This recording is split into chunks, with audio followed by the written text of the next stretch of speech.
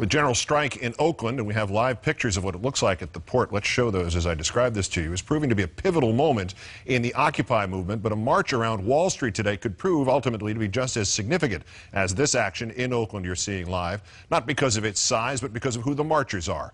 In our fourth story, veterans of all generations as well as active service members marched on the sidewalks of Lower Manhattan today to honor one of their own, led by a friend of Scott Olson and Navy vet Josh Shepard, who joins me presently. In response to Iraq veteran Olson's injury, around 100 members of the military massed in New York's financial district this afternoon to show that they too are the 99%. After marching to the stock exchange, the protesters held a moment of silence to honor Marine and Iraq vet Scott Olson, and then it was time for the veterans to step up to the proverbial people's mic. I'm a two-time Iraq War veteran. I'm a two-time Iraq War veteran. And this is the only occupation. And this is the only occupation. I believe it. I am a veteran, and I am the 99%. My friend Scott was injured last Tuesday. My friend Scott was injured last Tuesday. This is unacceptable. My friend Scott was utilizing his freedom of speech. His freedom of speech. And that is exactly what they took from him. We are veterans. We are veterans. We are the 99%. We are the 99%. On the same day, America's Bravest marched as members of the Occupy movement. Mayor Bloomberg of New York decided it was a good opportunity to once again paint the protesters as no good troublemakers, saying at an event today, this isn't an occupation of Wall Street, it's an occupation of a growing, vibrant residential neighborhood in Lower Manhattan, and it's really hurting small businesses and families. The mayor's comment is for out-of-towners and easily frightened children. Zuccotti Park is catty-corner to the World Trade Center site. The number of residents within sight of the Occupy headquarters might be as few as 20 or 25. As mentioned, joining me now, Navy veteran, friend of Scott Olson, Josh Shepard. Good to see you. Thanks for coming in. Thank you. We heard from his roommate, Keith Shannon, that he's in rehab and he's said a few words. What do you know about how he is and how he's responding to all that's happened since his injury? Well, we just got a text from him a couple hours ago. If you'd like, I'd Please read it. Absolutely. So he says, "What kind of pie?" and goes along, "Occupy." Okay. "I see the success there. Keep it up. Nonviolent in the face of police brutality." So obviously that's great news, and it indicates, among other things, that he's coherent. He's just having trouble talking. That's the gist of this at this point? Yes. Great.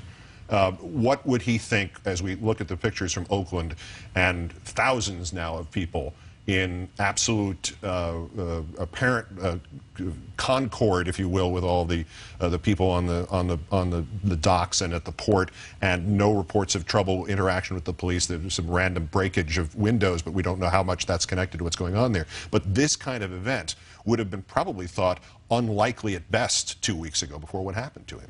Absolutely. I'm sure he's enthralled. The idea of you being here today, explain how that happened and why it was important for you.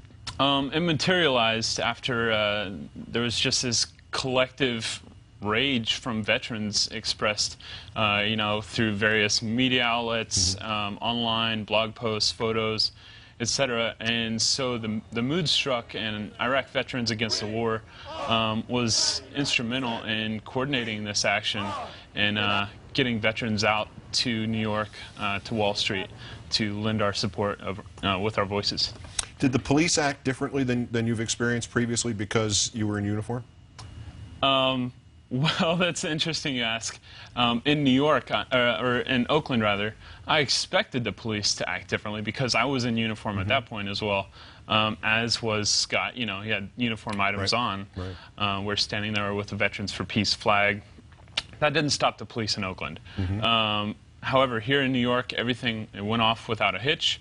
We were able to march right up to the stock exchange, which is, the international center of economic might. So the police were very accommodating, and there were no negative interactions. I couldn't have asked for a better activity. When, apart from what happened in Oakland, despite the fact that you were in uniform, when you hear people who are critical of Occupy say that those aren't real servicemen, those have to be guys who just bought stuff at Army Navy stores, how does that make you feel about the rights that you fought to protect in this country? Well, they're free to say that, but it's insulting a little bit. But I think it's very easy to say. you know, I hate to generalize, but I'm sure a lot of the people that are just spewing this stuff have not served. And, you know, like now our numbers are getting stronger and stronger as veterans lending our voices to the movement. It's harder and harder to deny. Yeah. So. Well, I think it's impressive that the first thing you said was that you're protecting their rights, too. I didn't expect that answer. It's a very good answer. Last point, the issues that face young veterans have gotten almost no attention since the Iraq War began, certainly, and the actions in Afghanistan. Do you see an opportunity here for these specific issues, the poor conditions at VA hospitals, the overwhelming spread of undiagnosed PTSD, and all the other problems? You know them better than I do. You can enumerate them better than I can. Do you see an opportunity in this for these issues to really come to the forefront? Absolutely, and you know, it's interesting that this opportunity has arisen because it was something that Scott was incredibly passionate about, and you know, just a couple weeks prior to his injury, he was out at Fleet Week, San Francisco with us, outreaching for these very same issues. So we're bringing attention to the fact that we're losing 18 veterans a day to suicide.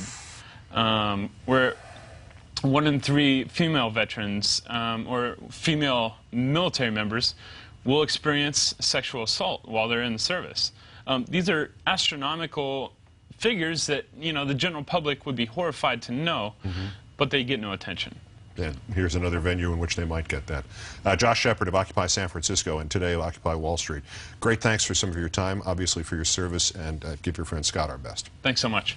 Not to over-dramatize this, but it may be the only chance to preserve any semblance of democracy in this country. A constitutional amendment to overturn Citizens United is presented. Senator Bernie Sanders on that and on Occupy, and we'll keep following the Is George Bush, where in the world is George Bush story ahead on Countdown.